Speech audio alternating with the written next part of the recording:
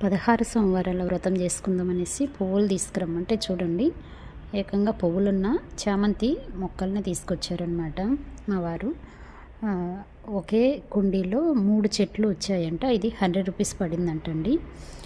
ఎక్కువ పువ్వులు ఉన్నాయి అనేసి, ఎటు ఇంకా పూజకి పువ్వులు కూడా కావాల్సి వస్తుంది. శనివారం పూజ కూడా చేసుకుంటున్నాను, 7 శనివారాల వ్రతము. సో అలాగనేసి పువ్వులు తీసుకురమ్మంటే ఇలా పువ్వుల చెట్టే తీసుకొచ్చాడనమాట. ఈ చెట్టుకి చాలా పువ్వులు ఉన్నాయండి. అలాగే కొన్ని పువ్వులు 150 గ్రామ్స్ 30 రూపీస్ అని కూడా తీసుకొచ్చారు. కాకపోతే ఇవి ఎందుకు తీసుకొచ్చావు, 3 కొమ్మలు ఒకే దాంట్లో ఉన్నాయి, ఒకే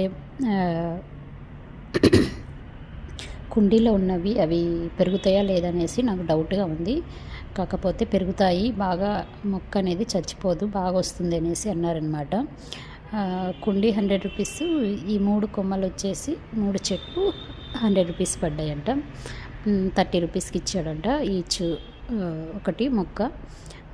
ఇవి పిల్లలు అయితే కట్ చేస్తున్నారు. చెట్టుకున్నాక పువ్వులు చూడండి ఎంత ఫ్రెష్గా ఉన్నాయంటే, నిజంగా చాలా అంటే చాలా ఫ్రెష్గా ఉన్నాయి.